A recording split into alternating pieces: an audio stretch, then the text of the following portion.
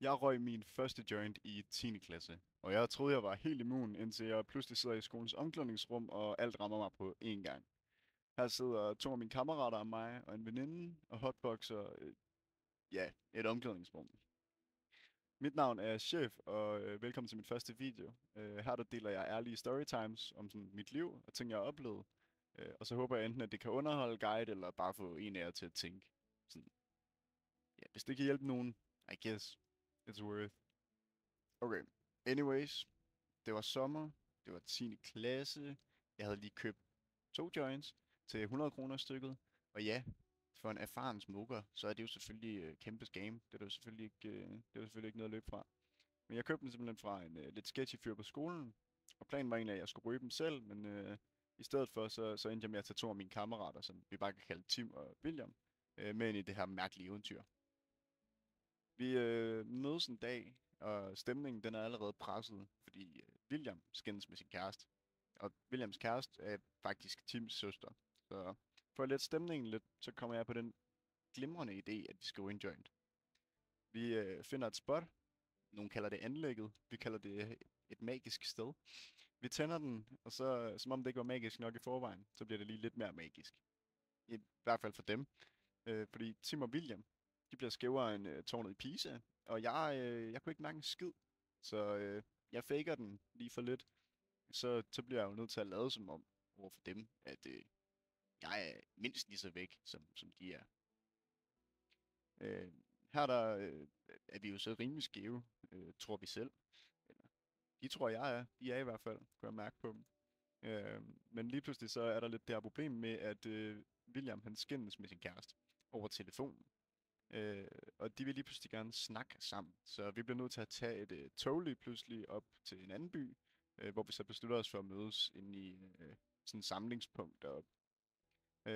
Efter det her skænderi her, det ligesom er fadet lidt ud. Altså, de skændes ikke så meget længere. Jeg har lige været inde, work min magic. Jeg er ikke lige så skæv som de andre. Og vi skulle simpelthen lige sørge for, at der ikke var nogen, der opdagede, at vi havde rådet jo. Så det måtte kæresten jo selvfølgelig ikke vide, og hendes veninde måtte jo selvfølgelig heller ikke vide det. Men efter skænderiet, så bliver vi ret hurtigt enige om, at der siger vi skulle lige, vi har rådet en lille joint. Men her der kommer jeg jo så på en genial idé. Lad os ryge nummer 2, fordi jeg har jo ikke kunne mærke noget som helst endnu. Øhm, og her der er problemet jo lidt, at vi ikke lige ved, hvor vi skal være. Så vi ender selvfølgelig i skolens omklædningsrum. Og det er lige der, at der rammer. Ikke kun den joint, vi er ved at ryge nu, inde i skolens omklædningsrum. Den, vi røg tidligere, rammer også mig. Så det er ikke bare lidt, det er alt, der rammer. Øh, det føles altså som om, at mine tanker, de vælter ned over mig på én gang. Og samtidig så er jeg fuldstændig ligeglad. Altså jeg var det, man ville kalde væk. Og så alligevel var jeg 100% til stede. Jeg tror, det er sådan svært at forklare, men jeg kunne mærke mit hjerte banke igennem. Altså næsten hvor hun smadrede min brystkasse. Øh, men jeg havde det fantastisk. Jeg var fuldstændig ligeglad, og på samme tid så gik jeg op i alting. Øh, så mens vi sidder der, totalt væltet, og rummet det er fyldt af tog, vi har valgt at hotbox et omklædningsrum, så tænker vi bare lige, hvis der kommer nogen ind, så er vi færdige. Så vi havde selvfølgelig Williams kæreste til at holde vagt ude foran. Men der kommer i hvert fald noget, og det er ikke læreren, der lige pludselig dukker op. Det er nogle munchies.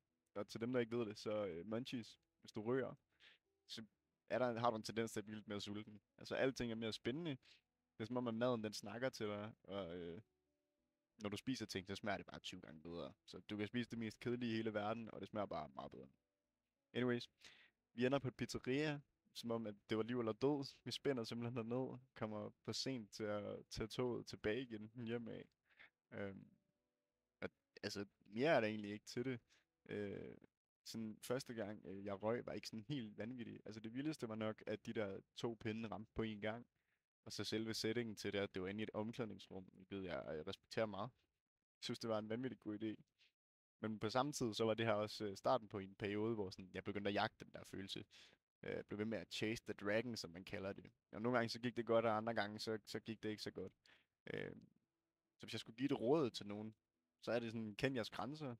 Sådan en lille ting som hash for eksempel kan føles harmløst, men det kan også tage styringen over dit liv, sådan, uden du opdager det. Øh, så det var i hvert fald, for mig, der var det starten på en længere rejse. Det satte i hvert fald gang i nogle hjul, der ligesom var sådan en gateway og en genvej til noget andet, som I kan høre om i en anden video. Men anyways, der er ikke så meget mere til historien. Hvis du kunne lide den her historie, så smid gerne et like og subscribe. Det hjælper mig mere, end du regner med. Det er min første video, så skriv gerne i kommentaren, om du vil høre en anden historie. Det kunne være, da jeg blev næsten taget af politiet, første gang jeg tog MDMA, Molly, whatever. Jeg har prøvet det meste, så smid en kommentar, så deler jeg gerne ud af mine erfaringer. Jeg håber, at du kunne bruge videoen til noget. Peace.